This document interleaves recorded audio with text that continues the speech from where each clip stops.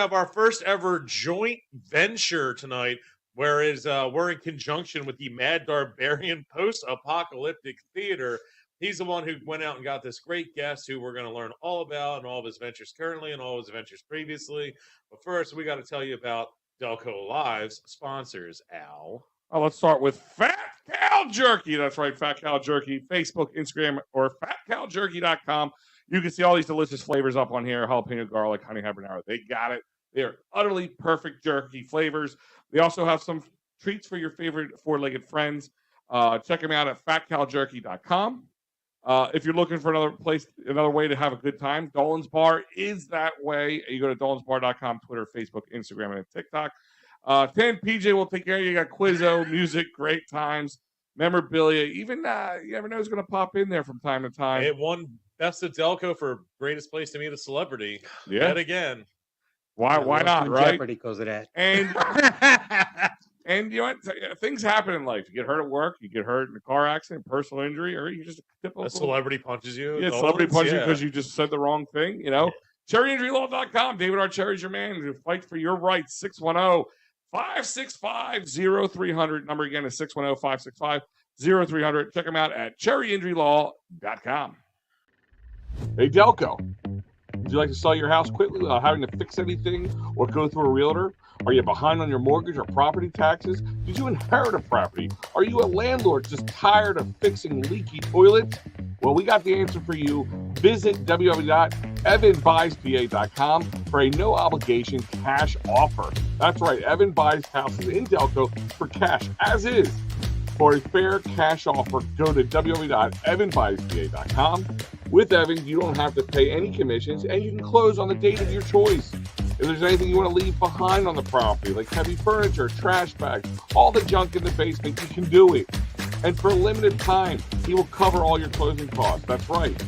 Visit evanbuyspa.com. That's evanbuyspa.com. Again, the website is evanbuyspa.com.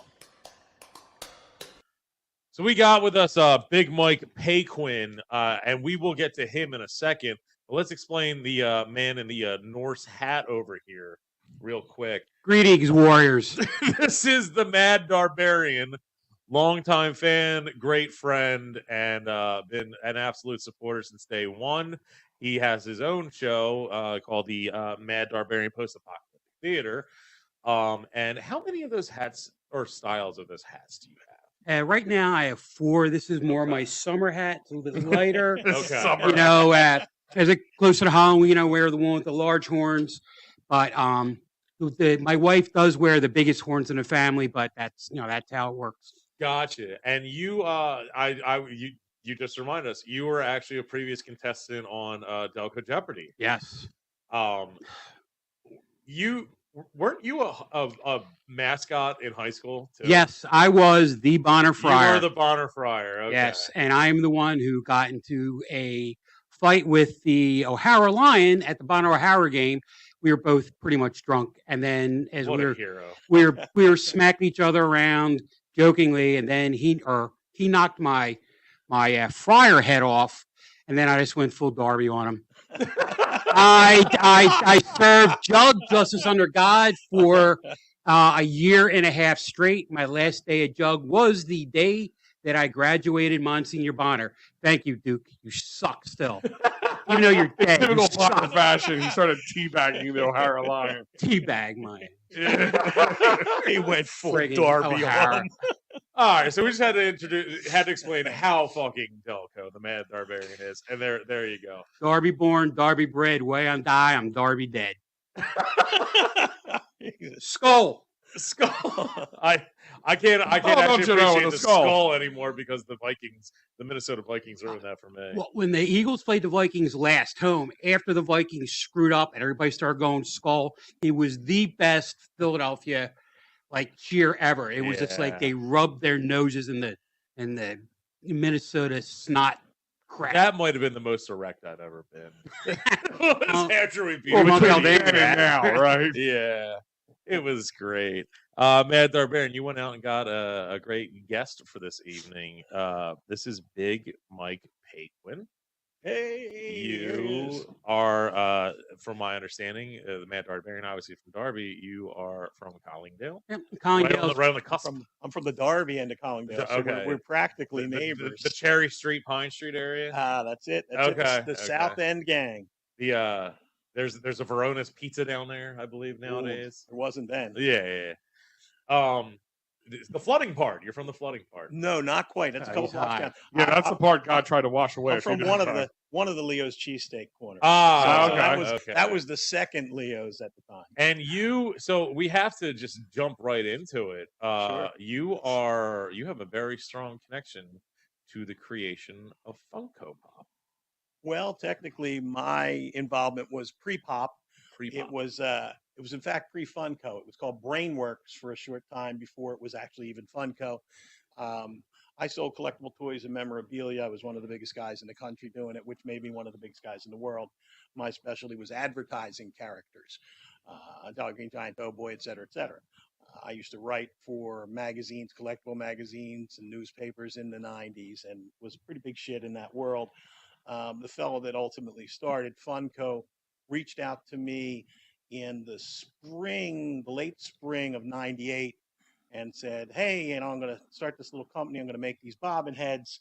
And, somebody suggested that I get in touch with you, but I don't quite know why. I said, well, what's your story? So, well, I'm going to make this big boy. I wanted one for years. They're like $1,200 to buy one. So I'm going to make a new one. And the licensing agent said, you might be able to help. I said, well, yeah, probably so. Between me and a couple of my friends, we probably sold 5,000 or 10,000 of them in the last couple of years, more than any of the restaurants by far. So, oh, wow, that's crazy. I got the problem is I want to make this big boy, but I got to make about 1,000 of them. If if I'm going to have it go, I'm going to make make 1,000, sell. Wait, about you're talking about the actual the first, mascot for Bob's Big Boy? The first big boy bobbin head. Okay, right. So were they? I'm a little bit younger than you guys. Was there Bob's Big Boys in this area? Springfield. At one time, there was in The Delco. I really only know them from Austin Powers. Well, I honestly do. Where the Raymore and Flanagan is on Balmer Pike was a Bob's Big Boys a long time ago. Way back. That would have been way before After my time. Claytown was before Clover was there. Yeah, and you made my time. The original like Funko Pop style statue of it. Was it like cartoony, kind of like they are now? Yeah, I mean, you want me to hold this up? Yeah, totally. In fact, we can share that on the actual screen. So this is an article from what became the first. First collectible publication dedicated to Funko. This was from 4 years in. So this was 2002. Funko was started near the end of 98. Okay. So it's a little over 3 years in. Story of Bob's Big Boy. What a fun fact right there. Well, Big Boy for areas like ours where there wasn't many big boys, we knew it from the game shows. Bob's Big Boy was always like one of the things you could win, a lifetime supply of Bob's Big Boy or whatever. They sub-franchised it, so different areas of the country a family or a company would own. So there was Frisch's Big Boy Bob's, which was the original out in the West Coast. There was Shoney's Big Boy. The Shoney family eventually started their own company. So Shoney's a real thing, like in Rick and Morty? Yeah. It's a real thing. There was a Shoney's in Essington, right where the Denny's is. There was a Shoney's there for a while. Wow. But that was Shoney's, not Shoney's Big Boy. That was after the Shoney family divested from Big Boys and they did the Shoney's restaurants. Mm-hmm. So there was different Frisch's. There was different groups that had Big Boys in different areas of the country. They had that whole area. But the main one that was known best was Bob's, which was the original founder of Big Boy's name was Bob, and he created the Bob's Big Boy, and that was the one that got a lot of advertising on TV, so people knew that name. Mike, that started Funko, wanted a Bob's Big Boy bobbin head from the 60s, 70s. Anyone he found that the collectible shows was about $1,200. He was traveling back and forth to Asia for a sportswear company, sourcing sound chips to put in T-shirts and all kinds of crazy stuff, realized how easy it would be to just make something for himself, ran into the licensing agent for Big Boy at a trade show and said, hey, I'd like to do this. They had a handshake deal. He reached out to me, and he said, I'll need to make and sell 1,000 of these things for this to be viable. I said, well, I'll take 1,000 of them to start. Yeah. And he went like, what? Like, you'll take 1,000? I go, yeah, I'll probably sell 3,000-4,000 of those. I'll take 1,000. And that's when he knew he was in business. He placed that order, started developing the name of the company, became Funko, et cetera. And That came in the fall of '98, in October or November, and that's when it all started. I took them to the Allentown Toy Show, which is primarily antique toys, showed all my friends that dealt in advertising characters, and they're like, oh, this company's not going to go anywhere. Billion-dollar company with a B now. Billion-dollar I can tell you, in my household, They are not cheap. between my kids and myself, we have about, I'd say about 50, 60 Funkos in our house. You got a Rocky Think Balboa about one literally on the table. Yeah. I noticed it was there until right now. It's staring right at me. It was funny because when the Darbarian called me up about this idea, he goes, yeah, he was telling me about the other thing we're going to talk about in a minute, but he's just like, oh, by the way, he was like really big part of the Funko Pop thing, and I'm like, well, he's going to have one staring at him because there's one on our desk at all times. Well, the thing about it is that I didn't know anything about asking for points or anything like that, and Mike wouldn't have given that to me. He did take care of me back then. I had a lot of special editions, exclusive ones, all kinds of things, but the thing that was a bummer for me was we were out of contact for years, and the company was going public. He no longer owned it, but he was still heavily involved, and they did supposedly a documentary a few years ago. It really was just a puff piece to help sell the IPO. Mm-hmm. Yeah. And it was sort of directed how it should go was by the guy that owns it. I don't care for the guy that owns Funko. And amongst other people, but I think for those first few years, in my opinion, I'm the most important guy that wasn't shown, wasn't mentioned, wasn't interviewed. It was like I don't exist. And welcome to my life. Yeah, well, and Mike in the thing had said, about how he got started. And Have you tried wearing a Viking helmet? I don't have. It's worked for a couple guys we know. I don't have a summer one, unfortunately. So I'll have to wait until the fall with my bigger horns. I'm hornier in the fall. Anyway, the documentary came out. Mike reaches out to me. He goes, oh, you should watch this. You should watch it. I said, I don't really want to watch it. Like, I got a feeling. And I watched it and I teared up because there's my products that I put together, my licenses, my ideas, all right at the beginning. Oh, really? And no mention of me throughout. And I just went, you know what? F him, F this. I'm going to let people know the real story. So in the documentary, he talks about where he got the first order that he knew it would be, successful. It's BS because with me, I have the magazine from year 3.5 where I did a full page article about the true first order that was ever placed. Oh, wow. And he was involved with this thing. And so this guy else, told you to watch the thing that pretty much insulted me. You love this. Watch it. We're going to completely pretend like you never exist. Enjoy. So you're Nikolai Tesla. And he's Thomas Edison. He stole all your shit, then tried to shut you down, and then 100 years later, we'll finally realize the truth and name a really shitty car after you. I'd love to take that much credit. Mike was a driven, smart guy. He knew how to utilize other people's stuff. He knew how to utilize other people's talents and did that. And that sounds like a manipulator. Took care of me a lot in the beginning, but I was very hurt when I just couldn't get the credit that I deserved for the things that I helped do. And I brought licenses to him. I put deals together. I suggested the first ones that went in a package together as a double pack. And Funko's known for their variants. I was the one that had to explain to Mike why to do variants. I was the first thing that ever came in was Big Boy, and I insisted on a variant for my order. Mm-hmm. And he didn't understand what that was even about at the time. Yeah. So the fact that I was snubbed completely is what was intellectually insulting to me. You know what I mean? Like, it was like, wait a minute. Like, for instance, moving on from Funko, I marketed the Philly cheesesteak hat. But I wasn't the guy that created the Philly cheesesteak hat. Okay. And so I will tell people, like, oh, you're the guy that invented Philly cheesesteak. No, I didn't invent it. You know what I mean? And I don't want to take the credit for the stuff I didn't like do. The cheesehead version. Yeah. I've seen them. About 20 years ago, there was a whole thing. They kind of look like a stripper's vagina. It was not pretty. And had I been the one to put the project together, it might have looked a little different than it did. They're very bold. It was a little bit risque, but I think it went in line with Philly. You know what I mean? Homer got a couple of penile-shaped holes in it. Yeah. So we were going to do a whole. That's how he eats most of his cheesesteaks anyway. Them. I mean, I made love to them. Stop talking like that about me. We were going to do a whole line. We were going to do air fresheners. I could not get a company that could make a smell that smelled like cheesesteak. That's right. I worked on that. Kind of like flavors. Huh? Otten's Flavors in Essington. Well, that's flavors. That's not scents. They also do scents. I used to deliver pieces to them, and I literally asked them what they do one day, and they took me through like it was Charlie and the Chocolate Yeah, Factory, yeah, but and much sadder.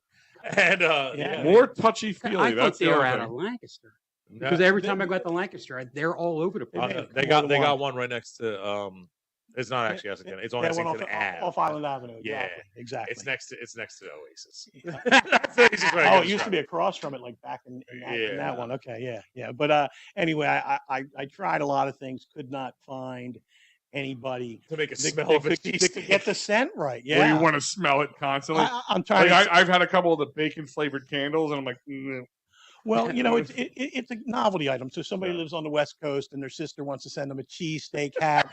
As this is 20 years ago, before cheesesteaks blew up the way they have, Yeah. as I predicted then, and so they would send it. So when you're doing mail order like that back in the day, you would try and do a bounce back, which was trying to get them to buy something else, bring their order value up. So I was going to do. Antenna balls were big at the time. We were going to do an antenna ball, an air freshener. of cheesesteaks. Yeah, 4 different cheesesteak products that would come from the same mold, but then different things would be done with them. One was going to be a wind-up walking cheesesteak. I love it. yes. The Turned out to be a walking vagina. no, it would have looked more like a I'm just cheesesteak. kidding. Would have looked more like a cheesesteak. That product, I would have had more control on. Would that. it be So, like basically like the actual like version of like the animated things at the movie theaters, like let's all go to the lobby, but it was a fucking cheesesteak? that would have been a way to go, and depending on what we did with the factory and stuff, it could have went that way. I mean, we did a line, we prototyped a line of walking toys after the advertising icons. I was handling Mr. Softy at the time. I was doing the licensing. We called Holbrook. Well, I did the licensing for Yeah. Holbrook, and I did The phrase "handling Mr. Softy" means something different to me. Funny Face. You guys, Darbarian, you're old enough. Funny Face was like a Kool-Aid type product. It was a drink mix in the 60s. Oh yeah. 70s. Oh God, So, horrible. so I handled Funny Face. Was it better than Tahitian Treat? Oh, No, man, it what's was up it with was a that? powder. It was My a powder pack. but the first thing I think of when I think of Darby is literally Tahitian Treat. Thank you. And two cigarettes and a napkin. An Island Lime too. I hope. If you're gonna- Two lines and two Lucy's and a napkin and a Tahitian Treat. The Darby special. Tahitian Treat and Island Lime, my favorites. They Well, don't even make wish Island I could Lime afford it. anymore. They still make Tahitian Treat? Yeah, I buy it all the time. What was the stuff that came in like milk gallons, but it was like bright colors? It wasn't. Oh man, what it's called? I used to see these. So it's not like That's Sunny D. but it's like purple and blue and red. There's It's not. there's a bunch of Boone those. Farm. There's It's like it looks exactly like a milk gallon, but it's like if you turn the lights off, it glows in the dark. it's I think it's a knockoff of Sunny D. It's Okay. Sonny E. Yeah, Sunny F or something. Yeah, I can't it's- remember. What it's called. Overcast D. yeah, right. Not so Some of that sunny. overcast D. Not so sunny. Recommended by dentists all over the world. Yeah. Us old folks remember when it was still Sunny Delight, and the 100-grand bar was the $100,000 bar. And KFC was still Kentucky Fried Chicken. It was Yeah. was indeed, and it was in this area. They were that franchise was tied in with Gino's. with Gino's. So, Yeah, so the only Cornell. place that you'd find a KFC Gino's back Burgers, then was not at Gino's cheesesteaks. Burgers. Yeah.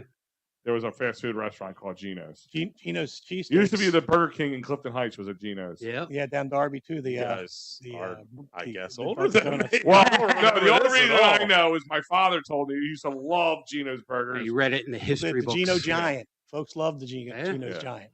So that their Was it company. better than the Big Bruford at Checkers? God, I don't know that one. You must be younger than me. I grew up next to it. Yeah. It's our go-to. So But the Checkers is the chicken place, ain't it? No, That's no. churches. That's No, churches. churches yeah, rule. checkers that checkered colored like red. I Yeah. think red and white or red and black was- checkers. It's it in the was- hood. It They're in would the make hood. you. Oh my god! It was the best part about living next to the hood. Actually, and when I went to Temple, there's one there too. Obviously, There's you one on would Lancaster Ave. like you would shit unmercifully the entire day, but it was fucking worth it. Like, you just needed to make sure your schedule was ready to adapt. Good. Yeah. I like must, going to I must double-decker. secretly eat checkers because apparently I have that outcome. As soon as like if I was at Temple and a class got canceled, I'd have off the rest of the day. I'm like, I have the time. I might as well go get the Buford. Did you just eat it on the toilet, cut off the middle there? I can, Like, I can afford to spend the rest of my day in the can. yeah. You got any plans tonight? I'm like, no. Time for a Bruford then. Some did a lot of girls, reading? some people purge one way, other people purge another way. He does the binge without the purge. Yeah. Well, like, since we're celebrating Delco and I had Charlie's Burgers right before I came here. Yeah. You know, I lament regularly all the Delco foods that are gone. The macaroni and cheese at Oaks Cafeteria in the Bazaar. I weep. God. I weep for Cinnamon that. buns there. I weep for that. You can I get cinnamon remember buns this- that are they, like that. they They're were the like best. that. They were the best. I don't remember the mac and cheese. So I grew up in Clifton. Yeah. And you know, I'm 40 years old. How long's the Bazaar been gone for now? About 95. 20s, Yeah. No, 99. Was it 99? 24 years. Okay, Yeah, so I like just I got said, married. I vaguely remember it. Remember the giant Swiss Army knife and the parrot and the sheet of self-flying armor. organ. Oh, yeah. Yeah. He The just parrot passed was away a always few years scary. ago, so they've been clearing out his houses on Bishop Ave. Do you can guys remember when they did close the bazaar down? Parts of the bazaar, you know, they kind of scattered. Like of course, Bernie's Pretzels went to Penn Pines and a couple other places. Close but quarters. close Park quarters, animals. yeah. But one thing they did, so now where it's Stingers used to be a couple different things, and there's a price right Peddler's next to it. Alley. Peddler's Alley moved to that man. open. It was really creepy. The fella owned that entire shopping center. Okay, Who owned Peddler's Alley. So he gotcha. took Peddler's Alley there, and then he kindly reached out to other vendors he knew and gave them a home there. So the eyeglass guy was in the Yeah, back yeah, of Oh, there. yeah. But it was and, like open, a bunch, like of a bunch of the other places were in there and in that shopping center, and he did that. and it for was them. one big room. It wasn't like walking to a mall where there's Yeah. a hallway and then different stores. Yeah. It was just one big open room with like kiosks, I guess you could call it. Well, It was a little creepy at times. I'm being honest with you. As a little Peddler's kid, Alley? you know what? You reminded me. It was bigger at first. It was where the grocery store is. It was Price down Right. the end. price right. Yeah. Yes, Yeah. it was bigger, and he did it. And then it was he just had wide all- open, yep. just this big, and it was kind of dark too. It was like they had, going in an black antique mall. walls. It was like going in an antique mall or something. It was all stalls. I And at forgot- the I end, it was forgot really about that one. quiet too. So like, There was nobody left. I mean, yeah, like the eyeglass guy, he stuck around to the end, and he'd be like, kind of like, come on over. And I'm like, no, no, I will not. Well, when they moved over, I think he was the only one that stayed with the dollar store. He was in the back of the dollar store when they moved to the smaller space on the side. You know, not where the grocery yeah, on the store ale is. house side. Yeah. He stayed there for years and years, and I think he's semi-retired because he had another optician that was in there, would be in there most of the time working in his stead. My aunt was the longest tenured Bazaar employee, so she's extensively, my great aunt who's now deceased, she's extensively interviewed in the Bazaar documentary. Yeah. Great And, documentary. Good one. credited Really and good one. thanked, and I'm thanked in the Bazaar documentary. So yeah, that was a hell of a place. If you Oh, were yeah. if you were an old school mall rat from Delco, Yeah. you know, you lament all the malls that have come and gone. So like I would tell people like when I was younger, so like with that early teen stage, we would walk down either through the parks and come down behind the McDonald's from over Of there. course, And underground. Did you just go underground? sometimes you go by underground by Delmar. Sometimes we'd climb down the big rocks that they finally Mhm. removed. Yep. Because people fell from like broke ankles on McDonald's property, so lawsuits galore. And then we even crazily we would go. We would kind of water slide through All the sounds the familiar. pipe. All sounds That familiar. you would, if you went too far, you would come out on the other side of what is now Putt Putt and the old Yeah, you- Models and You everything. came down kind of behind Modell's, and there was. And a- as you a got bigger, it junction. didn't work as well. There was one time, one guy, he was a little stuck in there for a short time. And thank God he went before me because I'm bigger than him, and I would have definitely been stuck. But I remember that because when we were younger, we would go in there to cool off when in the summertime, like you could just walk around to cool off, and or go to the movies because that time the Eric movie theater was $1. It was always backwards though. Like if the movie was leaving the theater, it was just coming in that theater. And it was Yeah. $1. Well, that was a second run theater. Yeah. So just a that gate. Yaden was Yeah. that way. A lot of them they'd get the discounted version of the movie, and then they could play it. At a I saw like discount. the Ninja Turtles movie there and everything. Yeah. So speaking of movies, Yeah. and you being mentioned in the Speaking Bazaar of movies, documentary, yeah. Mad Darbarian, would you like to ask him what he's up to nowadays? Yes. So, Mike, you're an award-winning actor out of Chester County, out of Delaware County, Collingdale. Yeah. All right. You've done a few movies. Tell a couple different movies you were in. Yeah, I like so many of us, the pandemic really messed me up. I started with two different reality show pilots, what they call a sizzle reel which kind of shows the best stuff, and it goes to producers, it goes to networks, tries to get you a true pilot. And I was in 2 of those back to back. It awakened this acting bug that I didn't really realize was dormant, that was in me, and I started finding other opportunities. Just when I thought, okay, you know what, I can actually call myself an actor instead of somebody that just acts. I really feel like I'm good at this and I'm getting somewhere. The pandemic hit, so my one short film that I ultimately won an award for, Best Acting Award at a large film festival, is called The Springs County Psycho. It's a 14-minute, multiple award-winning around the country, multiple award-winning thriller. The problem with a short film is that it's hard to get a whole story arc in there. Yeah, right. It's hard to get decent actors and decent writer and decent people filming and editing because there's no budget. And so, How long ago was this again? that was 4 years or whatever. It's funny because like now, like things like Tubi's like a big thing because I think it was like 10 minutes or 12 minutes that they can run. Like they're like shows and stuff. They make series that are just 10 to 12 minutes long. Right, sure. And like, think about it, you probably missed that mark. It's like now it's like the perfect thing. Well, it hit enough things. It didn't get in as many film festivals as it would have. It came out right before the pandemic.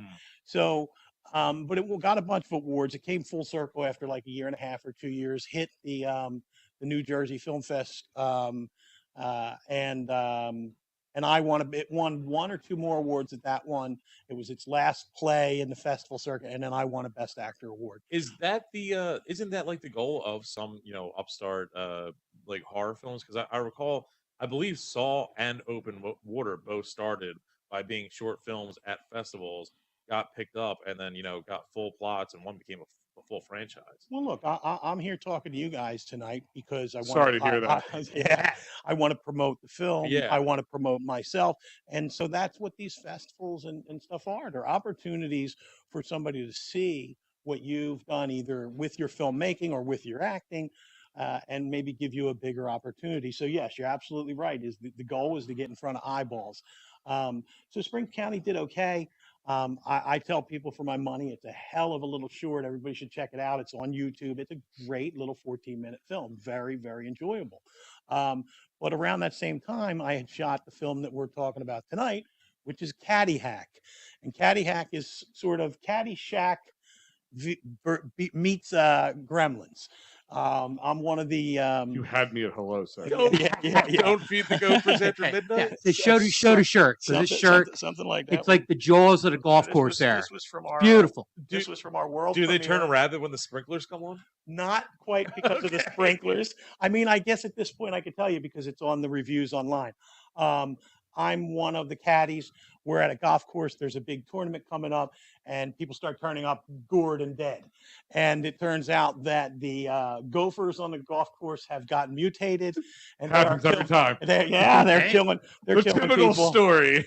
Well, it's not Blame typical, the pandemic. but it's not as unusual as you think. Yeah, The Marcus Hook rabies. It happens. Yeah, it happens all the time in So- Delco. It's kind of the Sharon. But anyway, they run rampant. We fight them, but it's an 80s horror comedy throwback. So it's like it's got all the tropes and corny, great stuff. There's like a love story, and there's people singing to each other, and there's Does he knock up an Irish girl in it? not an Irish girl, but cute, wonderful little actors who I'm going to see, or when this plays, I'll have seen at our Philly premiere that would have been on Wednesday night. The lead actress is a great girl from the Trenton area. Most of the actors are from the Trenton area. My Delco self was one of the few non-Trentonites. I play a character called Biggles, who is he's a and it was just a My fluke. friend had a cat named Biggles. It was just a fluke. Biggly. They didn't write the character for me. It just was a fluke that I got cast in that character. But it was. Did perfect. you It do you was find it perfect. fitting that you literally did the early stages of Funko Pop with a Bob's Big Boy, which was in Austin Powers, which had a character named Mr. Bigglesworth? Full circle. I hadn't really taken that route. So you're bringing Well, something you're welcome. that's It's your going to my destiny. mind. Full circle. So, what would you Biggles. equate Biggles to in the original Caddyshack movie? Well, here's the thing. Mhm. Most my whole adulthood, I was a skinny little kid as a kid, Mhm. but most of my adulthood, I've been a big fat guy. I'm gregarious. I like to eat and laugh. Join the club. And yeah, I'm amongst my peers. What here, it looks like. What a freak you One are! of us. So One of us. I always said I like the funny fat guys. So whether it's the Johns, which would be John Candy, John Belushi, and God, I always do three. John Candy, John Belushi, and some other John. John Goodman? And no, not John. No offense to John Goodman. John Benner, Sergeant Schultz from Hogan's And Heroes. all nothing. I see nothing. Those guys, Belushi, Benner, and normally Candy. and John Candy, and then Chris Farley. There's yeah. Curly Howard. A lot of the big funny guys did more acting with That their, is funny. with I'm their just saying faces. They did more acting with their faces and that kind of Yeah. stuff.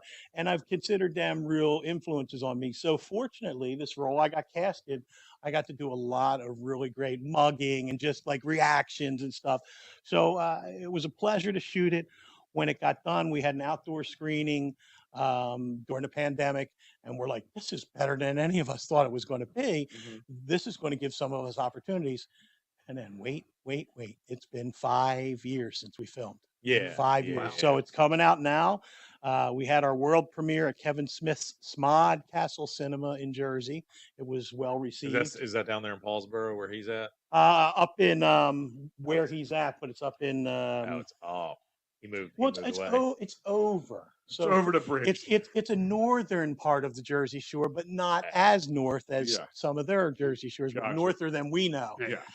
It's not the New York So- North yet. Right. It's Central Jersey. like Asbury Park. All them are Yeah, over yeah, there. The where the Comic Book Men was filmed. Yes. All that stuff.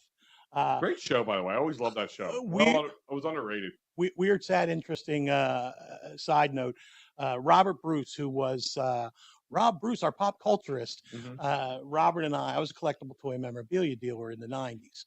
And Rob Bruce and I and many other people went way back. And so Rob was found in his storage area amongst his stuff dead.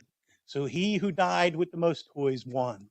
Wow. But Wow. Rob was also supposed to have played in Caddy Hack. He didn't show because he was a flaky guy. He did not show on the day he was supposed to be in it. Uh-huh. So a lot of full circle stuff when Wow. we're at Kevin's theater, where he was there that day, but he didn't come to our screening. But we're there at Kevin's theater, and Kevin knew Rob, and Rob had been found dead recently, and I knew Rob. Like a lot of full circle. Weird little stuff with the collector geek community, and That's pretty cool. if you ever saw Toy Hunters with Jordan Hembrow and Stevie Savino, No, I wouldn't ring a bell with me. that was on Travel Channel and one of the other ones. So I know yeah, Jordan yeah. since he first got into business. He used to buy from me. I know Stevie, who was in the business before me, the collectible business. We would see these guys on TV on one of these reality shows every week. Guys we knew. My friend in Rhode Island and I would be calling each other. Did you see such and such? It was on a show. Like, what is going on? It sort of got my friend's wheels going. He decided to put a show together. The producers that looked at it said, well, what else do you have? He came up with this other idea, eventually cast me in it. And that was what started me almost 10 years ago on the acting path. Now that So friend, you have no acting training. I have Not Juilliard. zero training. And to this day, I won't even take a class. I'm afraid it'll mess me up. I'm a personal trainer. Yeah. So cheesesteak trainer. So when I don't know if you said it. The Springs County murderer? Massacre? Psycho.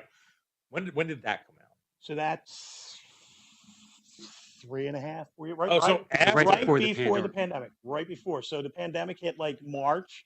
Yeah. Springs County Psycho came out like say November or something. So it had a few months, but nothing was happening with it because it was in film festivals that hadn't played yet. Mhm. So all of a sudden the film festival starts shutting down, so it doesn't get into a bunch that it might have, Mhm. and then ones that it was going to be in don't happen. So the ones that it got in and played, it started getting awards. Springs County Psycho was interesting because first of all, I'm the star in it, and I did nice work in it, but I was the third person cast for that role. They had two different people that were cast that role that didn't work out. And it just so happened that I got cast. We were four strangers. 2 actors, 2 guys behind the camera. One's the writer, director, editor. The other one was the primary film director of photography. 2 very young guys. Chris, when he wrote that, was like maybe 19 or something. Oh, wait. 2 guys behind the camera, 2 guys in front of the camera, 2 12-hour days. And we put together what I consider, like, in this region and in these little small indie films, one of the best that's come out in years. And, This and is it was just, the 12-minute, 14-minute one you're talking yeah, about. Springs County Psycho. So Yeah. this was filmed, or this came out right for the pandemic, which was after you had filmed Caddy Hack. I kind of was working on them Well, simultaneously. I was gonna say the time. Oh, frame really? was At the same time. around So, the same so I time. really got excited. I thought, wow, this is going to be. I thought that Caddy Hack was more recent because I was going to ask you, like, No. was that I'm 50 pounds heavier in Caddy Hack. Oh, really? Oh yeah, I'm round in Caddy Hack. Oh, Well, wow. you had to Picture work of it. on that weight just for the part, right? Yeah. Exactly. how that Yeah, yeah. And like- I'm still waiting for my big part. Continuity. like every true auteur, I've peeled a bunch of that weight off. Yeah. now. When Well, Stallone was actually, in Hol- that cop movie, he had to put on 200 pounds. Holbrook has a story. He was in a movie. He gained enough weight that Oh. they gave him 2 parts to it. That actually happened. It got sent to Tribeca and everything. We filmed most of it in 09, and I played the bassist. It was a Bruce Springsteen documentary about his early days in this area. I was the bassist in the band and the soundtrack and all that shit.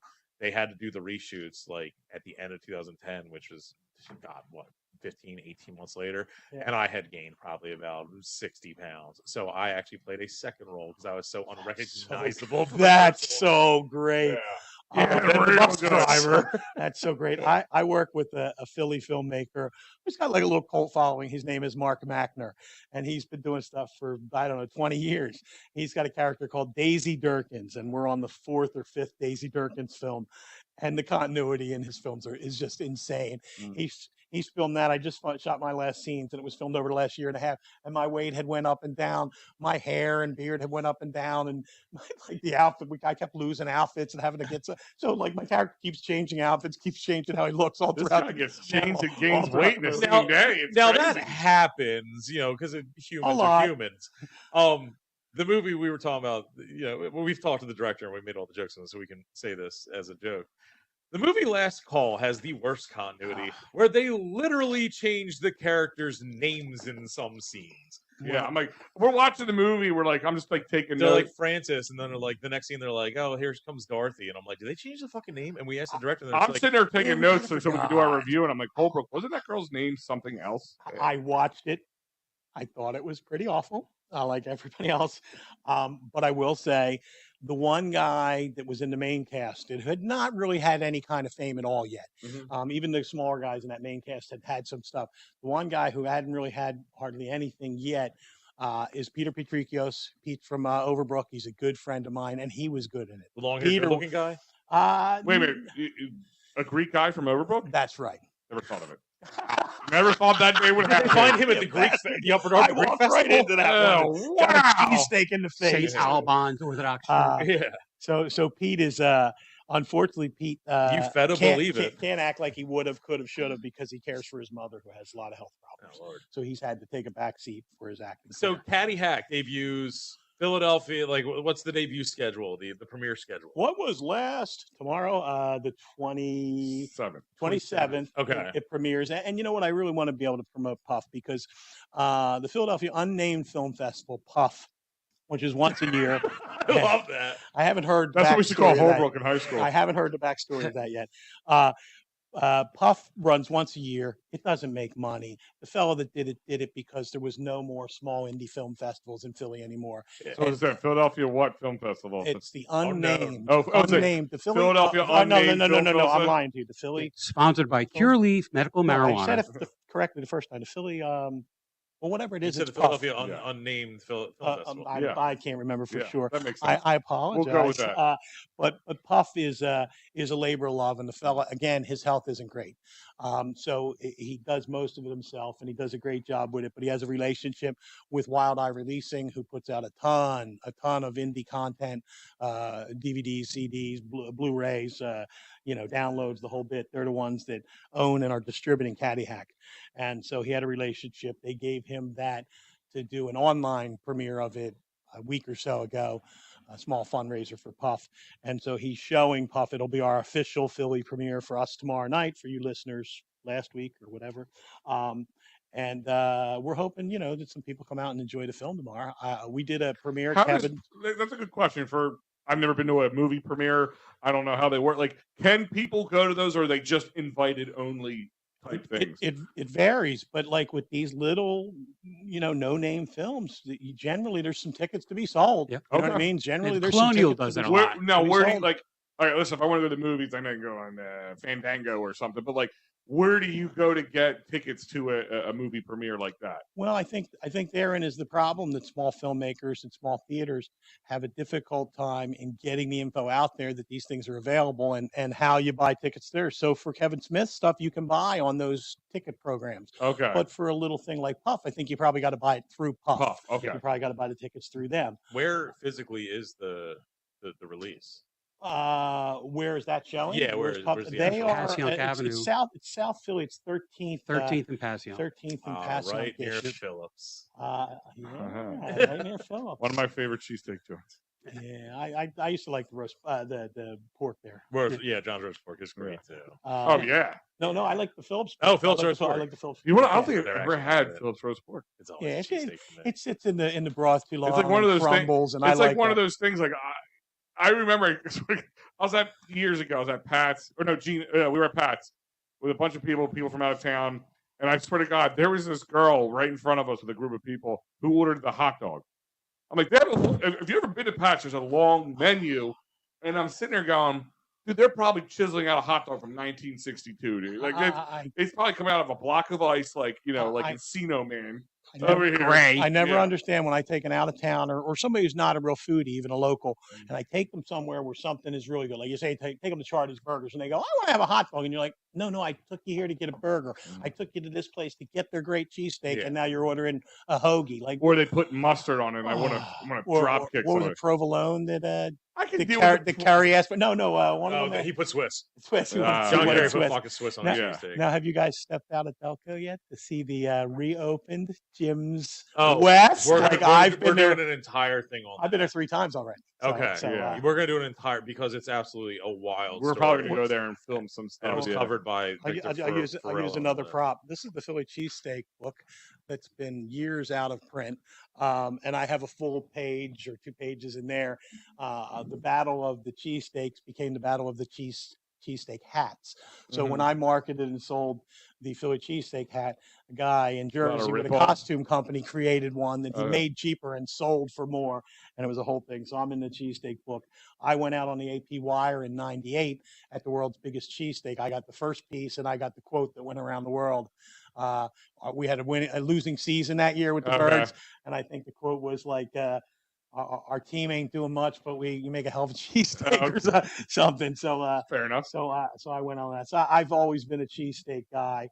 I have frequented sort of unhappily the Springfield gyms because I always liked gyms, and I was just hoping someday something might happen. And then West Philly opened back up. I was like, yes, they got all the original cooks. They got the original stuff. I did love the West Philly one growing up, especially growing up. The line's brutal. Kind of not far. The line's brutal. I had to leave the other day because I was running late. Oh yeah. It's 45 minutes to an hour. So, it's like going to Leo's now. Right. So can we circle back? Yeah. So you're talking with getting the movie out to different festivals, right? Yeah. And you're talking about selling the tickets. Yeah. Be honest with you, within the horror genre with people, right? That's how we found out about things, like from word of mouth. Sure. Right. Absolutely. And if it wasn't for things like Facebook and Instagram and all the socials, right, we wouldn't know about a lot of these movies. Absolutely. So back in the spring, I went and saw a movie called Hayride to Hell. It was made out in Wayne, and it was I didn't hear about that. it's coming back to Colonial in a couple of weeks. I'll send you the thing, but it's one of those things that because people follow the Colonial because of Blobfest, and they have their Fright Fest and all those. I'm friends with a bunch of the guys involved with that, with Lobo and with New Whalen. And is Blobfest just a big festival of the movie The Blob? Yes, perfect. Yeah. Really? Yeah, it's at the Colonial where scenes were filmed. The original, or like the original? Okay, do they play the remakes and all that stuff too, or is it just the original? All tons of stuff. Okay, great. there's memorabilia and dealers and vendors and events and I things. can't believe and there's a whole fest locations around the and- block. That's Great. crazy. It's like 20, 22 years now. And That's I've been to about really? 15. And it's a couple Now- days, right? It's not just a one day, right? No, it's 3 days. Yeah, it's Yeah. done. It's 3-day like 10 days. festival. Yeah. About the now- blob. Oh, yeah. That's amazing. Blob. So Can I ask you a question? Because I don't know if you guys both could answer this one. The word campy, Yeah. is Yeah. that a bad thing or a good thing? It's Or a great thing. like I if think- you're as you maybe as an actor and like said, oh, is this like a campy movie? You'd be like, would you get No. mad at me for asking that question? Listen, there's auteur actors who studied Strasbourg, studied method, who probably did stage work and feel a certain kind of way about things. But for me, as a guy who, in my 50s is still trying to make it, whatever that even is, I just want to get eyeballs, and I want to hope that I'm doing good work and that my work's getting better and that I'm getting better opportunities. So whatever gets eyeballs in this horror genre that has grown and grown the last The 15, community 20 is years, it's fantastic. everything sells. It's like the campy stuff sells, the ridiculous and absurdist sells, the really horrific horror stuff, and then the almost disgusting. It all Yeah, Splatterfest. has fans. I appreciate that I was lucky to get in this horror comedy because I'm not a horror guy. So now let me ask you that question. Though you used the term horror comedy, is that the same thing as campy, or is it two different things? well, Well, subgenres and all that, I get lost. well, in this that. horror comedy Mhm. is campy. So campy is a description. It's not actually a genre, or is Right. it? No, I think it's much more of a description. Campy Okay. is sort of tongue in cheek. Because I'll tell you right now, goofy. I actually used to go out and buy, like back in the day when DVDs were a big thing. Because you don't have to anymore. Because you can get a lot of these campy horror movies, like the low budget, sillier type ones on, for free on Netflix or Prime and all that stuff. But I got like this like 75 pack of like just some crazy like low budget horror movies that I love them. I think they're Yeah, yeah, great. yeah. They're good. Like you said, they're funny, so they're good for a laugh, and you get that horror. I've got friends around the country who are becoming quasi famous for different things. For instance, Addison Binnick has Psycho Ape, and it had Kansas Bowling, the girl that was like an Indy director producer herself at like 17 or 18, and then she was in the recent Tarantino movie. She's just real quick in there, but she got a lot more buzz because of that. She was in Psycho Ape. And Psycho Ape came out, and it literally is a guy in an ape costume. They purposely go ahead and show that he has sneakers on and whatever. He's going around killing people with bananas. And it got such a buzz and such a following.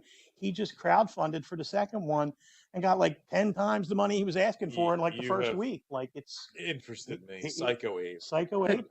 And so he's working again with Kansas Bowling, again with Bill Whedon. Bill is an 80-year-old actor with long hair and blue jeans as always ever in. And he was friends with Ben Stiller's parent. Like he's been around for decades and decades. He was in Sergeant Kabuki Man from Trauma, and he was in. So Bill's got a cult following.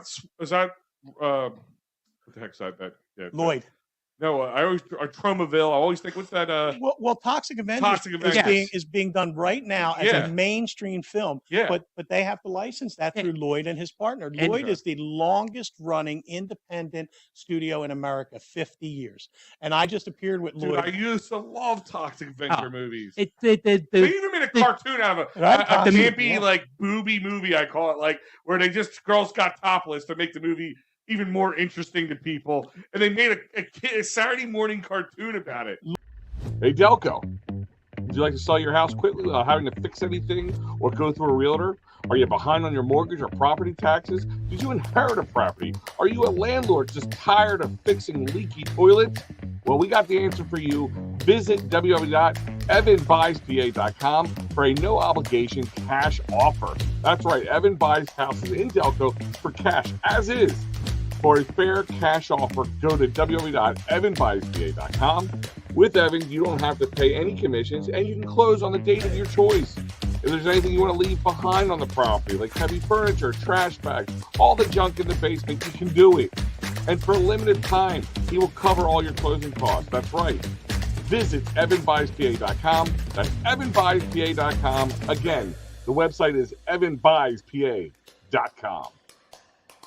Lloyd in that world is akin to Stan Lee in the comic world. Lloyd is a celebrity of his own. He appears in his film sometimes and in other people's films. And Lloyd and I riffed and did ad lib in Mark's movie. So when that comes out in a few months, Lloyd and I are in that kind of doing a bunch of silly stuff. Now, the new Toxic Avenger has the midget from the Game of Thrones in it. Peter Dinklage. Dinklage, yeah. Yeah, and so wait, is he going to be small in this, or like how I think so. Are they putting his face on something else? Well, maybe when he grows into the Toxic Avenger, but yeah, like they reversed for Captain America. They made him real skinny, and shorter, and then they made him taller. Well, and platform shoes, kind of help.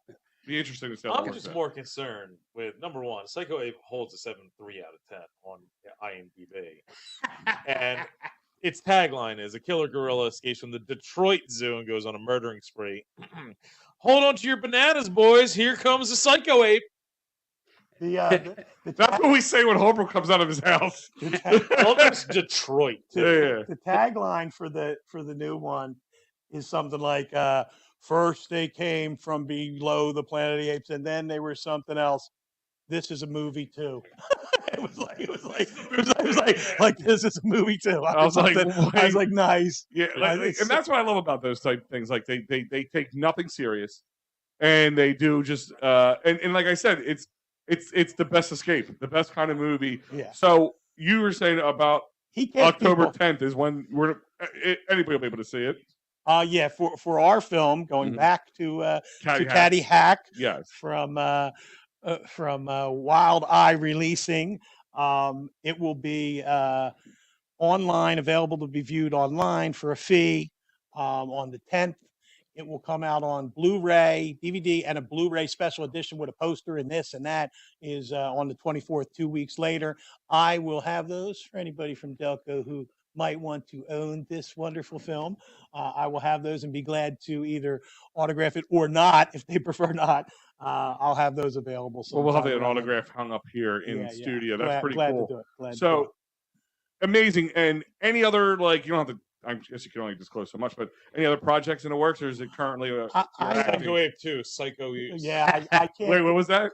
Psycho Ape 2, Let's Go Bananas. Oh, God. I couldn't afford to go to LA, or I would have went out and did something in Psycho Ape for sure. You're telling me it wasn't filmed on location in Detroit? No, the first one was filmed primarily in New York and all around the country. He had people that would send in scenes and he put them in, and then he went and filmed with people in different places. They did a bunch of stuff in New York. Addison from the Midwest, but they did some stuff out there. They did some stuff in New York. Anyway, getting off, I'm promoting the hell out of his project and not promoting ours as much as I could. Have you seen Winnie the Pooh, Blood and Honey? I know fantastic. I know people. I was going to ask that question. It was good. It was fantastic, and the one that came out right before that with the banana splits death, that was even better. I didn't see. So heard about both of them. And before I don't have to ask this question because I had this written down too. Who's that? He's used to make those type of horror movies. He's a famous director. There's a guy in Pennsylvania. No, but I mean, like, big. he's actually a big. The dude who did Evil Dead, was this Sam Raimi? Not Sam Raimi. Why am I completely blanking on his name? And they used to do. They put out like a fake horror movie trailer years and years ago that circled around and people thought it was going to be a real movie. That they're actually making a movie now. It was famous because it was like people got freaked out because it was a girl just jumping on a trampoline, just like a cheerleader, and then a knife comes through the bottom of the trampoline and she does a split on it, and it just cuts. It just cuts away, and that was it. That wasn't the whole trailer, but most of it.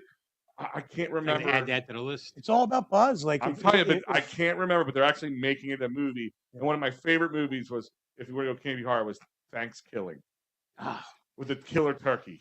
Dude, that right after Poultrygeist. Dude, there's a whole genre of those movies. Attack of the Killer Tomatoes 1, 2, 3, and Love 4. It. Another one they made 4. Saturday morning cartoons about. Exactly. And John Astin, he was the evil doctor in 2, 3, and 4. Great movie. Do you remember Roll? The whole movie is a tire, right? Rolling. I heard about it. I haven't seen it. Isn't that Rubber? Rubber is one of the most brilliant movies I've ever seen. I'm telling you, if you drop some, have a couple mushrooms for it, because it is friggin'. You can't understand what it's going, and that actually makes it make sense. Yep, that's right. Awesome.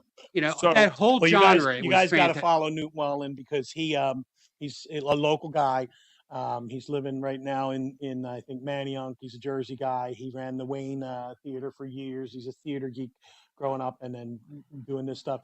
And he's had some stuff that came close. He was involved for a while with a company that did well, and then he had a little falling out. But now he's got like 10 different things that are in production with different people. He just writes for they pay him to write something and that sort of thing. He's got a bunch of that going on, and Newt's going to have a ton of those coming out, all funny names and just silly premises. I was supposed to be in one of his projects that fell apart. I think one of the ones he just put together was Dracula, but it's a vampire or something. Oh yeah, like genius. It's like what was that Stephen King movie with the killer car? Christine. Oh, yeah. And if you read the book Christine, the first paragraph talks about Christine being in Darby, right outside of Liberty Town. Mm-hmm. Just telling you first. Yep. Interesting. Well, do you know in the book, not the book from the movie, the actual book. One of my favorite Delco tirades is to tell people, if you're a Delco fan and you're a reader, you should read the true crime trifecta, which is and it only touches on Delco, and it's semi-true, which is so I hear you paint houses, which is the Irishman story. Yep. Okay. He went to BVM in Darby and lived in Darby and stuff. Father Gallagher. How the mob infiltrated MCA. Stiffed. How the mob infiltrated MCA is totally Delaware County. All kinds of lands down and Darby and stuff. And what's my other one I'm drawing a blank on? And Born to Be Wild. Oh. He's a Fallcroft guy that wrote it. He doubled it up when he republished it a few years ago. Barry Bowe. He was threatened. And that is yeah. If he hadn't been a hard ass himself, he would have buckled. But Barry was a hard ass, so he didn't buckle under it. But they wanted to kill him. Yeah, the son of the guy and the son of the biker is actually a fireman down in Oxford now. Okay. Great kid. I mean, I grew up with him. So great kid. There was a lot of heat. Brad Etten, who was the president of the gang back in those days, became a preacher, and he would be on TV shows and stuff, and people would like, well, what about this? And he would just like kind of not answer. And there was a lot of controversy with that. I dated a niece of his in the 80s. So I find local history, whether it's Philly, whether it's Delco, I find local history and pop culture. Yeah, send stuff our way too. Like people, anything we're always looking for more interviews. We're always looking for more things. Doesn't always have to be Delco directly, but local tie-ins are great. Yeah. So the movies Caddy Hack. Caddy Hack. The premiere, the theater premiere will be on the 27th September. So you probably missed that by now. Yep. But you're gonna be able to get it on your digital downloads, Blu-rays, DVDs on the 10th of October. Between the 10th and the 24th. The 10th is you can get it online. The 24th is you can get physical media. Right. What's it rated? Awesome. I think a PG-13. I had a scene in no lie here. I have a dance off in it, and I was in super high cut Daisy Dukes with my ass cheeks and the fellas hanging out. Oh wow! And all of that was cut because I think they wanted to keep the better rating so that it could go a little broader. So I can bring the little warrior to it. It'll be good. So all right, good. How long? Just don't take out your little warrior during the movie. No. Movie like a full-length film, like an hour and a half or something. I'll tell you what, if you're not looking for, the finest filming and the greatest movie that was ever made, as long as your standards aren't that high, it's a really funny. Look at us. Really. We don't even know the spell standards. But somebody in your audience might not be from Delco. Anyway, in our audience don't care about standards. It's really funny, really entertaining. Was it filmed at a Trenton area? Pretty much in the Trenton area. The golf course and all that was used? I think they did one shot or something at the actual golf course. The girl that's the lead, it actually works at a course, and I think they might have shot something at her course. Just the course in the film is Old Glory Holes. So just to give you an idea, old Glory Holes. All right, guys. Well, one more question. Yeah. Do you fear Harold Ramis's estate will come after you for copyright infringement? Can't happen. Fortunately, there's a wide swath for anything that's in parody, and this is so far from good. We don't copy their story by any means. Right. It's just a jumping off point. Right, no Rodney in it. No. Hey, I know Rodney. That'd be funny. They're doing that. But guys, it's called Caddy Hack. Okay. He's Big Mike. He's the Mad Darbarian. And guys, look below on the links. We'll have everything there for you. Check it out. And hopefully we'll have Big Mike back to talk about more movies, more local stuff, more great campy horror and all that stuff going on. And a campy life. A campy life. All right, guys, thank you for joining us. And Thanks we'll for having see you me. next time. See